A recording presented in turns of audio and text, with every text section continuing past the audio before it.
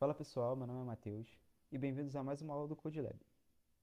Nessa aula vamos ver dois assuntos muito importantes, que são os hooks e o state. Para isso, a gente vai utilizar um material feito pelo nosso colega Renan e que foram utilizados nas nossas aulas presenciais. Então, bora começar. Aqui, a gente tem os tópicos principais que a gente vai abordar na nossa aula. A gente vai começar pelo ciclo de vida do React, depois vamos para o surgimento dos hooks, logo após vamos para a manipulação de estados e efeitos colaterais. Começando com o ciclo de vida, que está presente dentro dos nossos componentes, a gente pode ver que o ciclo de vida é composto por três principais fases: a fase da montagem, a fase da atualização e a fase da desmontagem. Mas o que fazemos em cada uma delas? Bom, na montagem é a primeira renderização feita por esse objeto que está sendo apresentado na tela. Então, podemos, por exemplo, realizar certas funções ou ações logo após esse componente ser montado na tela, de forma que torne a nossa aplicação mais condizente e coerente com o que a gente quer trazer para o usuário. Podemos também fazer isso logo após as nossas atualizações, que seria um período em que o objeto já está na tela, mas ainda assim sofre alterações para que o usuário consiga ter uma interação melhor, consiga ter uma experiência melhor com o aplicativo. Ou também alguma coisa que acontece por baixo dos panos, ou seja, o usuário não vê, mas que é necessário para um bom funcionamento do aplicativo. Podemos também, na hora que esse componente não for mais necessário na tela, fazer a parte da desmontagem, que seria a retirada desse objeto da tela e o usuário não ter mais acesso nenhum e não consiga mais interagir com ele. Esses benefícios que temos durante o ciclo de vida, eles só são possíveis ser acessados por meio de componentes de classe. Só que até agora, a gente só viu componentes de funções. E por que então a gente está vendo componentes de funções se a gente perde tantos benefícios, né? Bom, os componentes de funções, eles são mais fáceis de serem implementados do que os componentes de classe. Então trazem uma aplicação bem mais versátil, bem mais rápida de ser feita e menos complexa de ser desenvolvida. Para que a gente consiga ter esse benefício dos componentes de classe e dos componentes de funções ao mesmo tempo, a gente criou os hooks, que servem basicamente para pegar essas funcionalidades do ciclo de vida e trazer para os componentes de funções que a gente já aprendeu como criar. A gente vai agora trazer um exemplo para vocês de como a gente pode estar desenvolvendo um componente de classe, só para ver mais ou menos como a gente realiza essas ações, como elas podem ser implementadas. No componente de classe que temos aqui, a gente está realizando uma ação. Essa ação é feita logo após a sua montagem. A gente pode perceber isso pela seguinte frase que está aqui e que nos indica isso, que é o component de mount. O component de mount é uma funcionalidade que nos permite realizar uma ação, como eu disse, logo após a montagem de um elemento na tela. Nesse caso, a gente está realizando um comando, que é o console log. O console log, ele faz aparecer uma mensagem no console, logo após a montagem desse objeto. Então, quando esse objeto ser renderizado pela primeira vez na tela, vai aparecer a seguinte mensagem no console: já montado, DOM carregado. A gente também pode executar certas funções antes da montagem e depois da desmontagem, por exemplo. Vamos agora passar para o nosso próximo conteúdo, que seria os hooks, e como eles conseguem abstrair essas funcionalidades do ciclo de vida para os componentes de funções. Primeiro de tudo, a gente precisa saber que não são em todos os lugares da nossa aplicação em que a gente pode utilizar os hooks. A gente precisa utilizá-los de uma forma correta e que precisa seguir certas regras que nos ajudam a utilizá-los da melhor forma possível para a nossa aplicação. São só três, são bem simples e a gente vai estar abordando elas.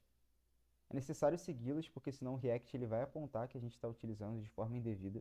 Isso pode acabar que a nossa aplicação não funcione da forma que a gente deseja, se a gente não seguir elas da forma correta. Primeiro de tudo, a gente precisa seguir uma nomenclatura em que todas as funções, hooks, devem começar com use. Por que a gente deve seguir essa nomenclatura? Bom, a gente pode criar e desenvolver nossos próprios hooks, como a gente vai ver adiante. E a gente precisa seguir isso por conta dessa possibilidade de a gente estar criando hooks. Devemos seguir também o requisito da ordem de chamada, em que os hooks só podem ser chamados no top level da função. Então, a gente não pode chamar eles em loops como for, while, etc.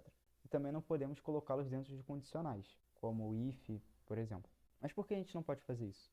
Bem, o React necessita que toda vez que um componente é chamado, a quantidade de hooks que são utilizados seja a mesma sempre.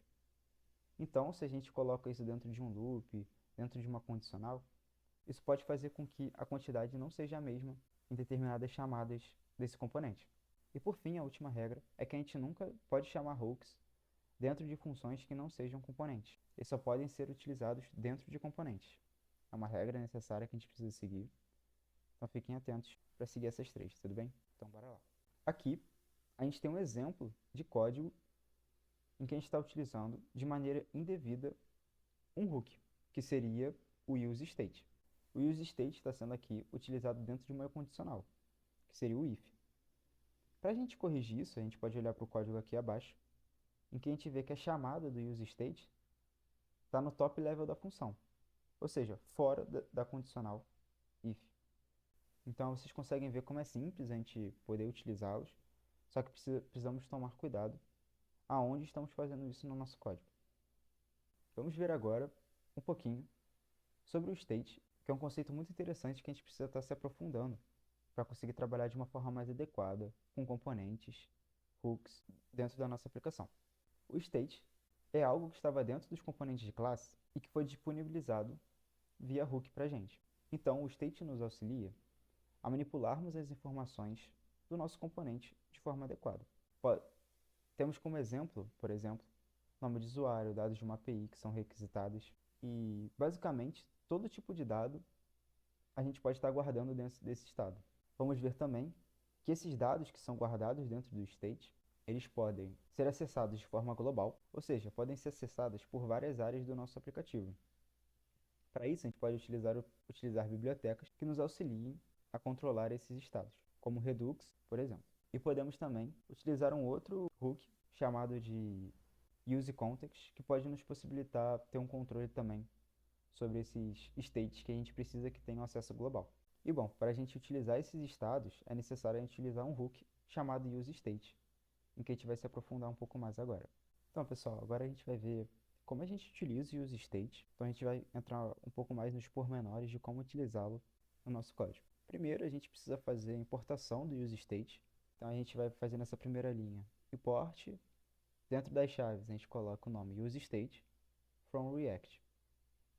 Agora, a gente já pode utilizar o useState no nosso código. Para isso, a gente vai, dentro do componente contador, fazer a seguinte declaração. Vamos escrever const, abre colchetes, e dentro do colchete, a gente vai passar um primeiro nome. Esse primeiro nome é o nome da nossa variável, que vai guardar o dado que a gente quer armazenar. Nesse caso, a gente colocou o nome como contador. O segundo nome que a gente coloca dentro dos colchetes é o nome da função. Essa função vai ser responsável por acessar a variável contador e poder manipular o que está dentro dela conforme a nossa necessidade. Por fim, a gente coloca useState e entre nossos parênteses, a gente coloca o valor de inicialização dessa variável contador que a gente criou aqui. Como vocês podem ver, aqui no final, ele vai estar retornando uma div em que a gente tem uma tag h1, onde vai aparecer o valor seguido do valor atual do contador. Se a gente for colocar na prática esse código, a gente vai ver que a gente teria uma página em que teria escrito valor 2.0. Para que vocês consigam ver esse resultado, a gente vai estar simulando ele para vocês aqui, mexendo umas linhas de código para que consigamos nos aprofundar mais nesse tema. Bom, pessoal, aqui está o resultado daquele código que a gente tinha visto. Como vocês podem ver, tem o valor aqui que estava escrito. E logo após ele estava escrito chaves, e dentro das chaves o nome da variável contador. E como a gente pode ver, em vez de aparecer aquilo que a gente escreveu, aparece de fato o valor que está dentro do contador. Bom, agora eu quero propor uma ideia de código para vocês, a gente vai estar implementando aqui, que é logo abaixo aqui desse H1 que mostra o valor da variável, a gente ter um botão em que aumenta de 2 em 2, por exemplo, o valor que está dentro do contador. Então vamos voltar ali no código, no VS Code, para poder ajustar, fazer os ajustes necessários para que isso ocorra. Primeiro, a gente precisa que tenha um botão, então a gente vai utilizar o botão aqui e vai aparecer no nome do botão incrementar de 2. Bom, a gente quer que toda vez que o botão seja clicado, o valor do contador aumente em 2 unidades. Então a gente precisa passar para ele aqui a função que vai fazer esse incremento. Então, como a gente quer que seja no clique, a gente vai utilizar onClick. Agora, dentro dessas chaves, a gente vai passar o nome da função responsável por isso, que a gente vai criar ainda, que seria a incrementar de 2. Então vamos criar essa função aqui.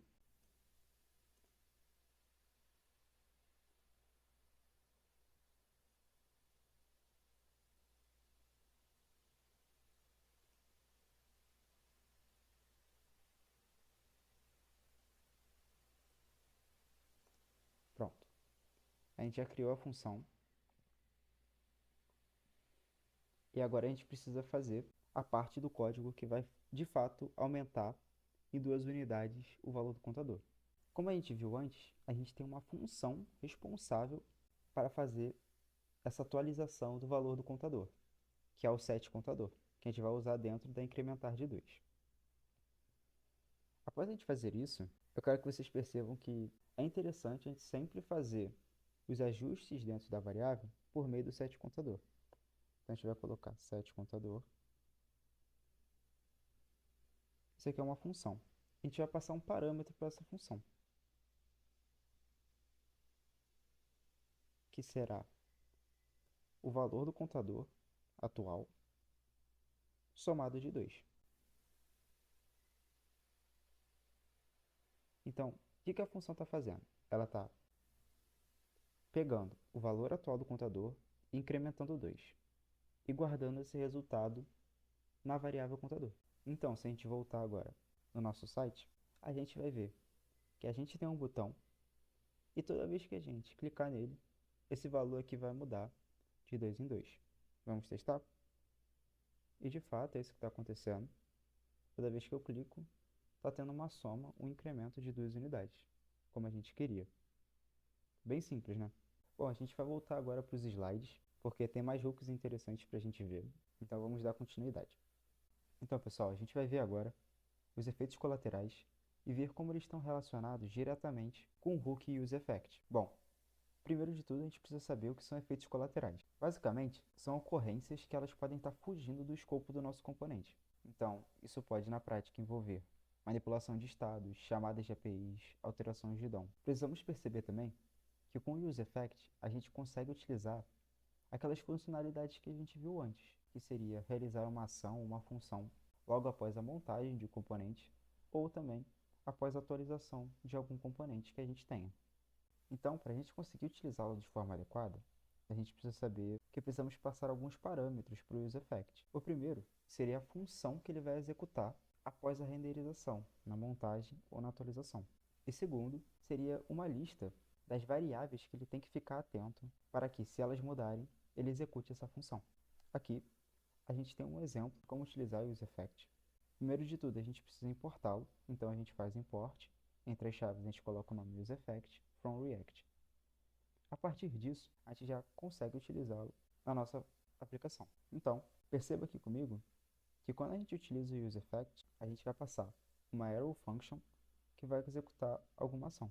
Nesse caso, a ação que seria realizada seria um console log. Então, ele mostraria dentro do console, após a montagem e atualização, a seguinte mensagem: o componente foi montado / atualizado. Segundo, seriam as variáveis que o useEffect precisa ficar atento para que ele realize essa função. Então vamos dar um exemplo. Se a variável dep1 ela sofrer alguma alteração, o useEffect vai captar essa alteração e vai perceber, eu tenho que realizar a função, a arrow function que me foi passada. Então, vamos dizer que se dep1 atualiza, eu preciso que essa função ocorra. Então, vai acontecer a seguinte mensagem no console: o componente foi montado / atualizado. Essa função, ela também vai ser executada quando o componente tarefas for montado pela primeira vez. Então, resumindo, há algumas formas desse console log ser executado.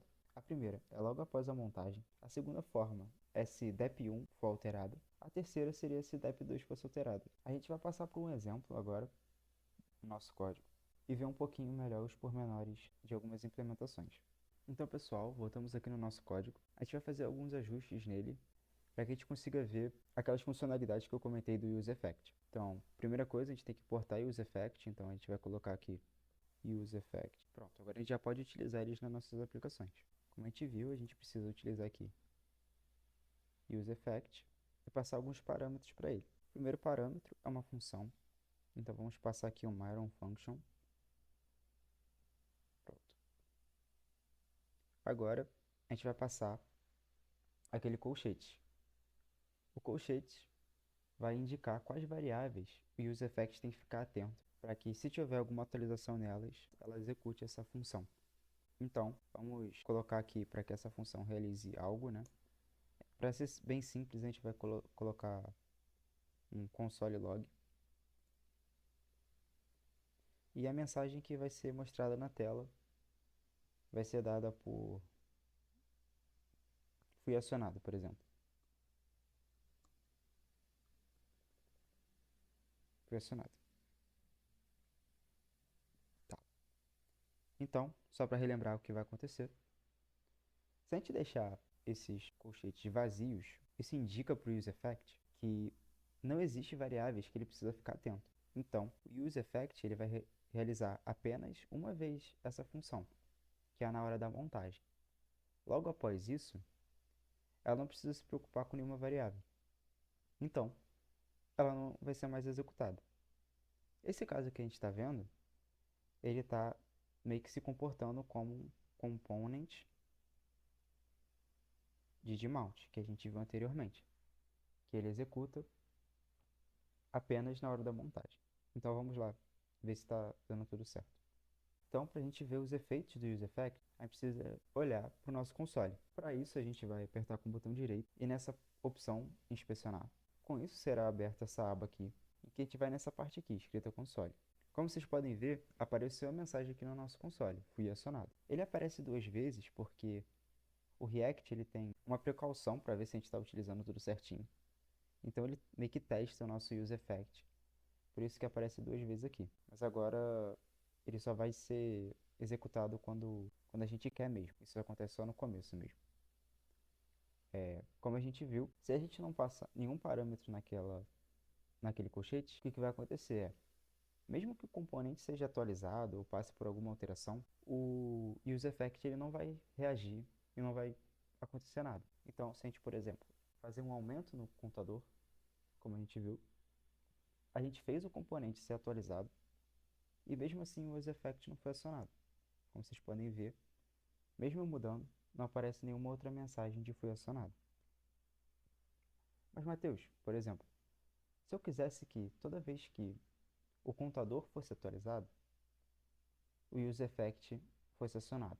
Ah, então vamos voltar lá no nosso código para colocar essa funcionalidade. Para isso, a gente precisa passar aqui, dentro desse colchete, o nome da variável que a gente quer que ele fique analisando, que seria o contador. Agora, o UseEffect não só vai funcionar como didmount, como componente didmount, mas vai funcionar também como componente didUpdate. Ou seja, toda vez que o componente é atualizado de alguma forma, de acordo com esses parâmetros que eu passo, ele vai executar da forma que eu quero. Então, vamos voltar lá na nossa aplicação e vamos ver o seguinte. A gente já tem os dois acionados, que foi quando o componente foi montado e o teste do React. Agora ele só vai executar quando a gente atualizar o computador. Vamos ver. Se eu clicar aqui nesse botão, o computador vai mudar. E se o computador mudou, como a gente escreveu lá para ele ficar atento da variável computador, necessariamente o UseEffect vai ter que ser acionado. Então vamos ver se aparece mais uma mensagem lá. De fato, toda vez que eu estou atualizando, está aparecendo uma nova mensagem. Então a gente pode ver que ele está funcionando como um componente de update. O componente está atualizando de acordo com essa variável que eu passei e ele está acionando a função lá que faz o console log. Uma coisa interessante que eu quero passar para vocês é que uma outra forma viável da gente escrever o useEffect é sem a gente passar nenhum colchetes aqui. O que isso indica para o nosso useEffect? Bom, indica para ele que a menor atualização na página, mínima que seja, não importa qual seja, ele precisa executar essa função. Então, vindo aqui no nosso aplicativo agora, a gente pode ver que o foi acionado no update. Você pode ver as duas mensagens comuns que a gente já viu que aparece. E o seguinte, a gente não passou nenhuma variável do contador para o useEffect, mas mesmo assim o useEffect vai reagir. Por quê? Sem o colchete, ele entende que qualquer alteração, mínima que seja, ele precisa acionar aquela arrow function que faz o console log. Então vamos atualizar o contador. De fato, eu não indiquei para o useEffect olhar para o contador, mas mesmo assim ele está atualizando. Mas mesmo assim ele está percebendo essa mudança, imprimindo o fui acionado no console. Muito interessante, né? Então, essas foram mais ou menos as dicas que eu gostaria de passar para vocês sobre o useEffect. Aqui foi bem simples para vocês terem um gostinho de como utilizar o useEffect mesmo. A gente vai voltar agora para o nosso slide para continuarmos com os conteúdos que a gente tem que ver ainda e mais alguns hooks que são bem interessantes para aumentar a nossa bagagem de conhecimento nessa área. Bom, voltando para os slides, pessoal, a gente vai ver aqui um exemplo de como a gente pode utilizar o useEffect para fazer uma busca de dados. Como a gente pode ver, a gente tem aqui o useEffect e uma arrow function dentro dele. Essa arrow function, ela está fazendo uma busca de dados por meio de uma API e guardando essa resposta no state tarefas que está logo aqui embaixo. A gente pode perceber que esse processo ocorre só uma vez. Por quê? Porque a lista de variáveis que o useEffect tem que ficar atento está vazia. Então ele sabe que ele só tem que executar apenas na montagem. E aqui abaixo, no return do componente, a gente pode ver que ele está exibindo essa lista que foi coletada, né? E que está guardada no state tarefas. A gente utiliza a função map para que a gente consiga iterar em todos os dados que a gente precisa, usando a função .map. Então, seguindo, a gente vai ver agora o context. A gente tem um hook chamado useContext, muito interessante e que ajuda bastante a gente em vários casos. Um caso muito interessante que ele nos auxilia é quando precisamos passar certos dados de um componente pai para outros componentes que estão relacionados a ele, podendo ser filhos, componentes netos, bisnetos. A gente utiliza essa associação de filhos, netos e bisnetos para mostrar a distância de que um componente que está relacionado a esse pai está. Então, os filhos seriam os componentes mais próximos do pai, os netos seriam mais distantes que os filhos, e os bisnetos mais ainda, e assim por diante. Quando a gente precisa, por exemplo, pegar uma informação que está no pai e passar ela para o seu bisneto, por exemplo, a gente pode acabar incorrendo num problema de código, que seria o próprio drilling. Porque a forma, vamos dizer assim, mais rápida de se fazer, a forma mais... Porque assim, a gente pode fazer essa passagem de informações por meio de props. Então, eu pegaria essa informação do pai e passaria essa informação do pai por meio de props para o filho. Da mesma coisa, eu faria do filho para o neto. E, por fim, do neto para o bisneto. Só que o que acontece? Não necessariamente o filho e o neto, eles vão precisar utilizar essas props. Então, acabo deixando o código poluído e difícil de entender. Então, a gente precisa ter esse cuidado, né? Da gente criar códigos que façam sentido para a gente e também para outras pessoas que foram mexer no código. Para isso, a gente tem o useContext para nos auxiliar a manejar esse problema de uma forma mais simples, deixar os nossos códigos mais limpos, porque o que ele faz?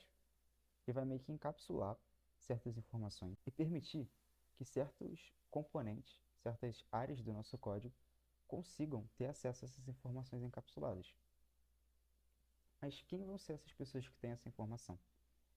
Bom, são todas as pessoas que tiverem alguma relação, mesmo que indireta, com o provider, que vai ser essa pessoa responsável por permitir ou não a utilização dessas informações. Então, por exemplo, um neto não tem uma relação direta com o pai, mas ele tem uma relação indireta. Então, ele poderia, por exemplo, se o provider fosse o pai, ele poderia ter acesso às informações dentro do contexto que foi criado. Para a gente entender um pouco melhor isso, eu vou trazer para vocês uma representação gráfica, né, um pouco esquemática, que eu acho que vai ficar melhor de entender, de vocês compreenderem esse aspecto. Como vocês podem ver aqui, a gente tem o pai, que seria o componente pai, temos os filhos, os netos e os bisnetos. Bom, como eu disse antes, o pai teria que passar para o filho para o neto e por fim para os bisnetos, para apenas talvez o bisneto utilizar todas essas informações. Então a gente não quer isso, e agora a gente vai ver como o contexto auxilia a gente para resolver esse caso. Seria esse esquema aqui logo abaixo. A gente vai ter um contexto geral em que, por exemplo, o pai é o provider. Como é que vai acontecer isso? Bom, a gente pode ver o contexto como uma caixa. Essa caixa pode ser acessada tanto pelo pai, quanto pelo filho, quanto pelo neto e o bisneto, já que eles estão relacionados com o pai, que é o provider. Perceba que a gente não precisa passar as informações por props mais. O bisneto, por exemplo, ele tem acesso direto a todas as informações que tem dentro dessa caixa que chamamos de contexto.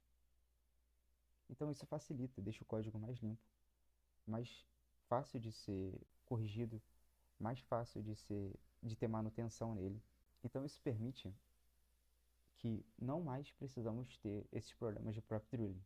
Espero que tenha ajudado esse esqueminha. E agora a gente vai voltar para os slides para dar continuidade à nossa aula. Bom, aqui a gente vai entrar numa parte mais específica de como a gente tem que utilizar eles no nosso código. E para isso a gente precisa criar uma interface para o nosso contexto. Essa interface vai ser utilizada pelo contexto para a gente ter um formato do que seguir na hora de criar esse contexto, né? Então, por exemplo, a gente pode ver aqui, a gente vai criar uma interface tema, onde a gente vai ter o tema, que seria uma string, e o alterar data, que seria uma função. Aqui logo abaixo, a gente tem um exemplo de como a gente pode criar um provider. Por exemplo, a gente pode ver aqui, ele está criando o provider do tema context. O que vai acontecer? Quem estiver dentro dessa tag tema context.provider vai ser o nosso provider. Então, o provider vai ser esse cara aqui, que é o children. Então, todas as pessoas que forem relacionadas com o children vão poder ter acesso a esse contexto que foi criado. O value aqui, que está sendo passado, ele vai passar esses dados que a gente quer para dentro do nosso contexto.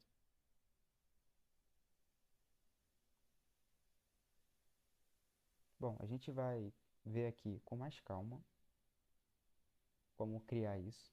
A gente vai ter alguns exemplos lá que a gente vai fazer junto, que eu acho que vai ficar um pouco mais claro e vai ajudar vocês a entenderem um pouco melhor como a gente pode utilizar o use context. Então, pessoal, voltando aqui no código, eu criei um aqui bem simplesinho para que a gente consiga estar aprendendo um pouco mais como usar o use context, como criar o contexto.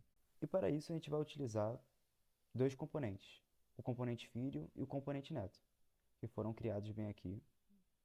Como você pode ver, o filho ele retorna o neto, então ele chama o neto e retorna ele. E depois o neto ele retorna um H1 boas-vindas. Aqui no aplicativo a gente pode ver que a gente está chamando o filho e retornando ele.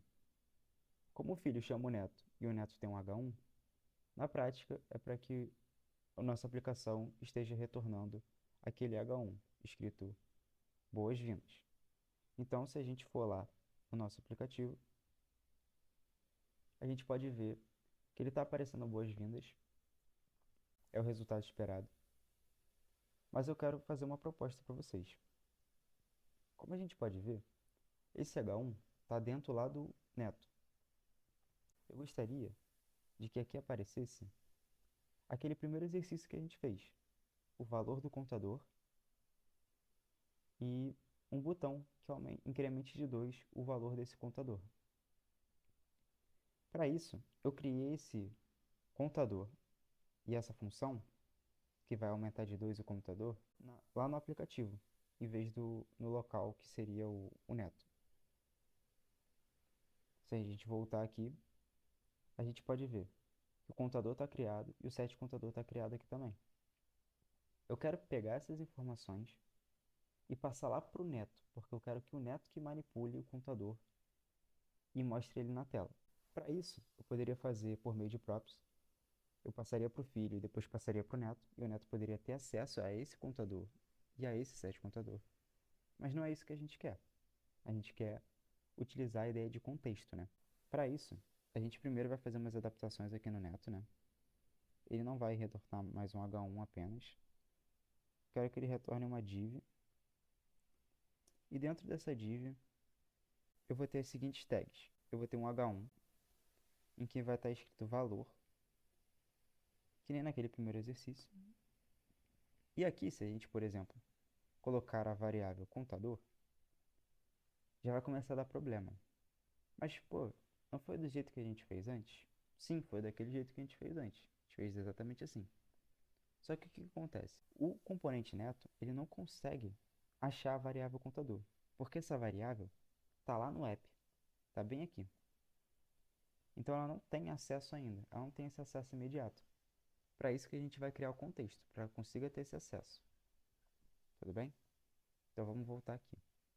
No primeiro momento, a gente vai deixar isso aqui para fora, depois a gente coloca, só para que ele não fique dando esse alerta de problema, né? E aqui a gente vai criar um botão em que vai estar escrito incrementar de 2. Então, a gente fez os ajustes necessários no Neto até o momento. A gente vai voltar agora lá para o app para a gente criar o nosso contexto. A primeira coisa que a gente precisa fazer é criar a interface do nosso contexto. Então a gente vai escrever interface, que eu vou escrever interface contexto. E dentro dessa interface, a gente quer passar o que o nosso contexto vai armazenar. Bom, primeiro de tudo, o nosso contexto vai armazenar uma variável do tipo inteiro, né, que é um número, e uma função, que é o set contador. Então aqui a gente vai botar as seguintes informações. Contador, que vai ser do tipo number, e uma função, que vai ser o set contador. Para isso a gente precisa escrever dessa maneira aqui. Pronto. Só que lembra comigo, quando a gente utiliza o set contador, ele pode receber um parâmetro. Então a gente pode escrever aqui dentro que ele vai receber um parâmetro do tipo number. Então a gente vai escrever uma variável, por exemplo, count, que é do tipo number, para indicar que ele pode receber essa variável.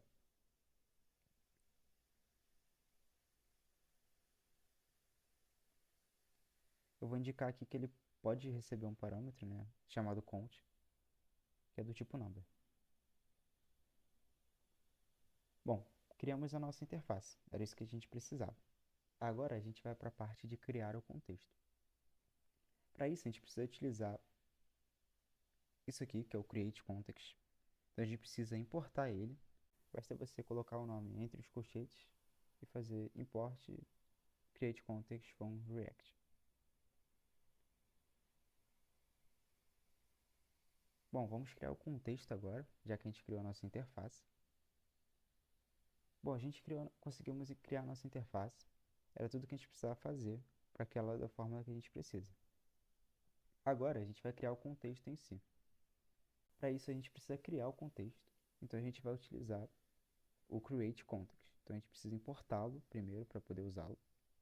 Então a gente importa create context. E agora a gente já pode estar utilizando ele dentro da nossa aplicação. Aqui a gente vai fazer o seguinte: a gente vai criar um nome para o nosso contexto, que eu vou chamar de meu contexto. Isso é igual a create context. Seria assim. O create context, ele precisa seguir um parâmetro. Então eu vou botar aqui a nossa interface, que seria interface contexto. A gente indica então para o createContext que ele tem que seguir esse padrão. O padrão que ele precisa de um contador, que é um número, e o setContador, que é uma função. Esse contexto aqui, ele precisa ser exportado. Então, a gente criou aqui, né, const meu contexto. Só que a gente tem que exportar esse contexto. Então, a gente vai fazer export const meu contexto. Por quê? A gente precisa que o Neto tenha acesso a esse contexto. Então, ele vai importar esse contexto. É por isso que a gente está exportando ele. Aqui dentro, agora, a gente precisa passar as seguintes informações em chaves. A gente vai passar o contador, né? Contador. A gente vai inicializar ele como 0. E aqui vai ser a função, que seria setContador. E a gente precisa escrever dessa forma aqui. Agora a gente criou o nosso contexto da forma que a gente precisava, seguindo a interface que a gente criou anteriormente. Bom, com o contexto criado, a gente pode fazer o seguinte. A gente vai lá agora no Neto e vai importar esse contexto. Import meu contexto from app. Muito bem. Agora o Neto já está importando o contexto, uma coisa que facilita a gente. Só que antes disso tudo, a gente precisa escolher quem vai ser o nosso provider. O provider precisa ser alguém que tenha alguma relação com o Neto, para que o Neto tenha acesso a esse contexto. Então, eu vou, para deixar mais didático e mais fácil, eu vou escolher o filho como provider. Se o filho for o provider, ele vai ter relação com o Neto e vai conseguir passar essas informações para ele. Então, a gente vai escrever aqui.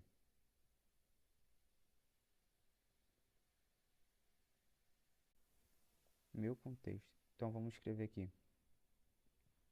Meu contexto, ponto, provider. E assim, se a gente colocar o filho aqui dentro,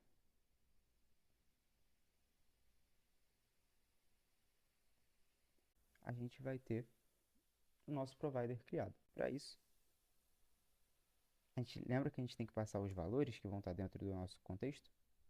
Então vai ser exatamente aqui em que a gente vai passar o contador e o setContador. Só que além dessas primeiras chaves, precisa ter uma outra chaves aqui dentro. Então teremos as chaves do value, né? E as chaves que a gente precisa botar o contador e o setContador. Com isso, a gente criou o que a gente queria, o nosso contexto para ser utilizado lá no Neto. Se a gente vier aqui agora, a gente tem o Neto aqui, que já importou o contexto. Uma outra coisa importante que a gente precisa importar para o Neto utilizar esse contexto é o useContext, que é o nosso hook que nos permite utilizar algum contexto. Agora, vamos utilizar esse contexto, né, que a gente acabou de criar. Então, a gente vai declarar assim. Aqui a gente vai colocar o que a gente está retirando do contexto, que seria o contador e o setContador. E isso está vindo de onde?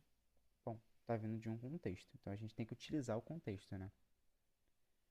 Se a gente escreve assim, vai dar problema, porque o useContext, ele não sabe, a priori, onde é que está o contexto que tem essas informações, que é o contador e o setContador. Então a gente precisa passar o nome do contexto que ele precisa buscar esses dados, que seria meu contexto, né? Pronto. Agora a gente está coletando o contador e o setContador que estão lá no app. Então podemos agora fazer do jeito que a gente tinha escrito antes. Colocar as chaves aqui e utilizar o contador. Perfeito. Agora, o que a gente vai fazer?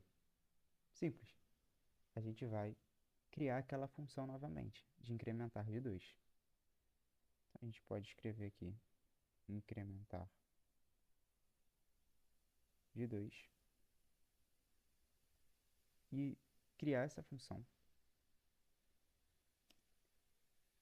para que ela nos auxilie a aumentar de 2 o valor do contador quando necessário. Então aqui a gente vai usar agora o setContador, que está vindo lá da função, que está vindo lá do app, né? E como a gente bem sabe, a gente precisa passar aqui contador mais 2, para que sempre ocorra um complemento de para que sempre ocorra um aumento de 2 unidades. Aqui no botão, como a gente já viu, a gente vai utilizar o onClick e agora setContador. E agora vamos usar o incrementar de 2. Perfeito. Vamos ver o resultado agora do nosso aplicativo? Se a gente vir aqui agora, atualizando a página, a gente consegue ver que a gente tem o valor, ele está indicando zero, como a gente inicializou com zero, né? Então a gente sabe que o contador está em zero. E aqui a gente tem o nosso incrementar de 2. Se a gente fez tudo certo, toda vez que a gente clicar aqui, vai ter um aumento no contador. Então vamos lá. Perfeito. A gente está utilizando o contador e o setContador que estavam lá na main. Então vocês podem ver que está dando tudo certo. E a gente conseguiu ter, acho que uma ideia boa de como a gente pode estar utilizando o contexto e como isso facilita. Porque se a gente voltar lá no código, a gente vai ver que o contador e o setContador em nenhum momento foram passados para o filho. Então o filho nem sequer teve contato com essas informações, mas o neto conseguiu ter esse acesso, pois existe o contexto que permite que, mesmo que o parentesco ou a relação de algum componente com o componente pai seja muito distante, ele consiga acessar sem problemas, entende? De forma que a gente não cometa as dificuldades de próprio drilling, né? Bom, era isso que eu queria passar de contexto, pelo menos nessa parte aqui de código. A gente vai voltar agora para o slide para a gente ver alguns assuntos ainda mais interessantes dessa ideia de contexto e tudo. Então, pessoal, voltando aqui para o slide, a gente vai ver agora um pouquinho o que eu tinha comentado antes, que a gente pode estar criando hooks para a gente e que podem auxiliar a nossa utilização de outros hooks. Como, por exemplo, aqui, a gente tem um exemplo da gente criar um hook chamado useThema. useThema basicamente é um hook que retorna o useContext desse tema que a gente está tratando, né, que seria o tema context. Então esse é um hook que pode estar auxiliando você dentro das suas aplicações. Então, queria passar um desafio, tente criar um contexto, né, que armazena os dados de um usuário, por exemplo, nome, ID, se está logado ou não no aplicativo, né, e crie um hook customizado para poder acessá-lo, entende? Então, esse hook aqui de baixo, por exemplo, é um hook que é utilizado para acessar o contexto que a gente está querendo. Então, gostaria que vocês tentassem, acho que seria muito bom. E vamos avançando agora. Aqui a gente tem um exemplo de como a gente pode colocar o aplicativo todo como sendo provider. O que isso quer dizer? Bom, se a gente bota o app todo como sendo provider, qualquer coisa que estiver dentro do app vai poder ter acesso a esse contexto. Então, a gente, dependendo da nossa forma de desenvolver, de aplicar a nossa aplicação, isso pode ser interessante. Então fica aí a dica, caso seja da necessidade de vocês utilizar o provider dessa forma, né? Continuando, a gente vai para o nosso último assunto, que a gente vai passar bem por cima, a gente não vai se aprofundar tanto, que é sobre o caching. Mas então, o que seria o caching, né? Então, pensa comigo. Às vezes podemos estar fazendo, toda vez que algo é renderizado, né, novamente, vamos dizer que a gente faz uma requisição de uma API. Provavelmente, certos dados não precisam ser constantemente atualizados. Então, para que a gente não precise ficar fazendo requisições meio que inúteis, já que elas são bem custosas para a gente pode fazer o seguinte: a gente pode pegar esses dados que são bem específicos, né? E a gente pode armazenar eles em cache. Ou seja, eles ficam armazenados ali, já que é utilizado constantemente, sem muita alteração. E a gente não precisa ficar sempre fazendo essa atualização. A gente pode fazer isso tanto para valores, funções e até componentes podem ser salvos em cache. Muito interessante, né? Dando prosseguimento, a gente vai ver as tarefas de casa que a gente vai passar para vocês. Primeiro, é explorar um pouco os conceitos de caching por conta própria. Vocês podem buscar essas informações em blogs, documentações, vídeos. Uma recomendação que a gente tem é ver a documentação do React, que é bem interessante. A ideia é você também colocar seu aprendizado em prática depois que você absorveu tudo que você cria, fazendo algum exemplo simples, algum trabalhozinho assim pequeno, para que você consiga estar desenvolvendo essas habilidades, estar manipulando essas informações. Seria bem interessante. Um guia de conteúdos que você pode ver seria Use Memo, Use Callback e React Caching. Agora, a gente vai falar de uns exercícios que a gente desenvolveu para vocês. O primeiro exercício que vocês têm plena condição de fazer depois dessa aula é fazer um componente contador que armazene o estado e permita aumentar/decrementar o valor. Então seria bem próximo do que a gente fez naquele exercício, né? A gente incrementava de 2. Agora você vai ter que fazer uma forma de você aumentar e decrementar esse valor de uma unidade, né? Então, você precisa usar o useState, o evento onClick também. E você tem que exibir esse valor que a gente está aumentando e decrementando na tela, né? Para a gente ter noção se está funcionando direitinho. Esse é o primeiro exercício. É bem simples, acho que vocês são bem capazes de fazer. E vamos para o próximo. Agora, a nossa ideia é que vocês façam um componente para manipular uma lista de compras que inicialmente ela vai estar vazia. E dentro do componente você pode colocar um formulário para receber o nome do item e salvar na lista. Então aqui a gente tem umas dicas também. Utilize um estado para a lista e o outro para o valor do input, que seria o nome do item, né? Então, para atualizar o estado, a gente pode fazer o seguinte. A gente pode utilizar o onChange. Antigamente a gente estava utilizando o onClick, né, no botão. Agora no input a gente vai utilizar o onChange, porque ele vai pegar, a partir do momento que ele vê alguma alteração dentro da caixinha do que você está escrevendo, ele já imediatamente pega e já muda o estado conforme você vai colocando o input, né? E utilizar um botão para fazer esse push, né? Botar esse elemento na lista. E por fim, faça uma forma de você exibir a lista do que você está colocando as coisas, né? E o terceiro seria um bem legal, bem interessante, que é você trabalhar um pouco com a API, né? Buscar um pouquinho mais sobre a API. E uma forma de vocês fazerem isso é utilizando o useEffect, por exemplo. Dentro do useEffect você pode passar uma função, uma run function, né, que tem dentro dela código para você estar fazendo essa requisição de API, fazer async await, né, porque é uma coisa assíncrona, e você fazer esse acesso à API do Pokémon, né, e pegar os nomes dos 151 primeiros Pokémons. Esse aqui é o link do Pokémon API, né? E aqui a gente fala um pouco onde os dados vão estar, né, para vocês conseguirem se localizar direitinho. Muito obrigado pela atenção até agora. Essa foi a aula do Code Lab de hoje. Espero que tenham gostado e até a próxima aula.